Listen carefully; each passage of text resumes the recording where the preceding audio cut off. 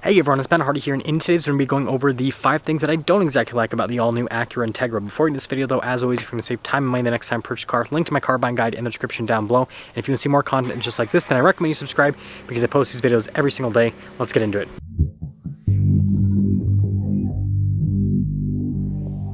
So the first thing is the fact that it's front-wheel drive. Now I know that some people will comment and say, well Ben, it has limited slip differential and you don't need all-wheel drive, because as soon as you're up and moving with a front-wheel drive car, if everything is built out properly, then it's really fun to drive and it gets great grip.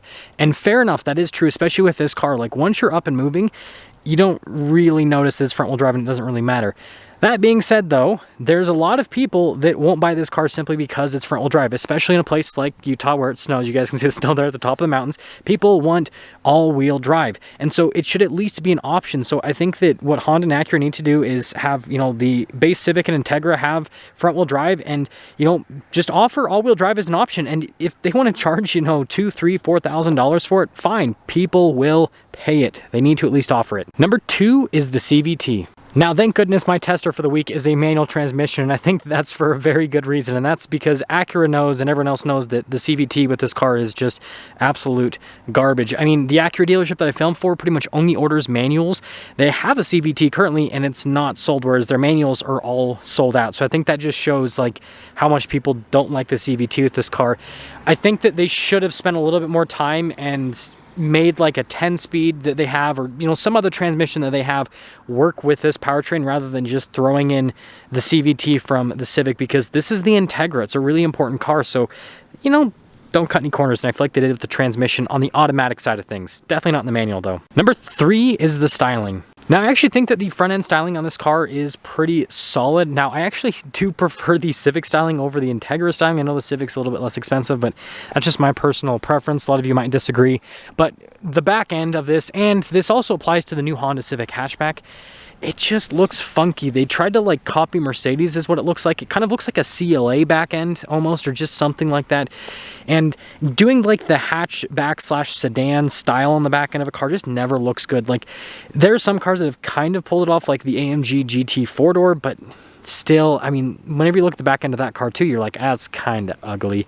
So they should have just gone like full in on the hatch styling or full in on the sedan styling rather than this in between. Number 4 is the power. So first off, you have to remember, Acura is the performance luxury offshoot of Honda. So when you buy an Acura, you kind of expect to get a more luxurious interior and more performance. The Integra does offer a more luxurious interior compared to a Honda Civic, but you don't actually get any extra performance, and so that's kind of disappointing. And on top of that, this is competing with other luxury vehicles, and it only has 200 horsepower. Like, that is not enough in today's world with the segment that this is competing in. And so on top of not having all-wheel drive, it frankly just doesn't have enough power. So this is just my 2 cents on this. I think that what Acura should have done is have this be the base model, Integra, with, around 200 horsepower front-wheel drive, and then offer like a 250 to 300 horsepower all-wheel drive middle-of-the-range model.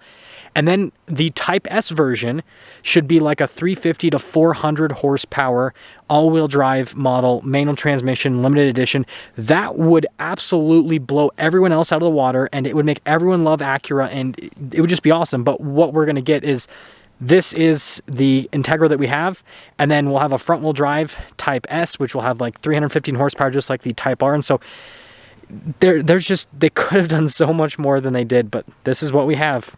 And then the 5th and final thing is the price. So this car stickers for about $37,000, almost $38,000, which is like $8,000, $9,000 more expensive than a Honda Civic Si, which is the exact same car when it comes to the driving. And I know that because I had a Civic Si for a week, just like I have this for a week, and yeah, they drive the same. Now this obviously has Acura styling, so yeah, you are gonna have to pay a little bit more for the badge. And yes, this does have a nicer interior compared to the Civic Si, because you have these like Alcantara / leather seats, which are a lot nicer than the cloth seats in the Civic Si. And a lot of the interior actually carries over, funny enough. But I think that they've done enough to make this feel a little bit more premium, and also the sound system's way better in this than the Civic, so that's another thing to mention.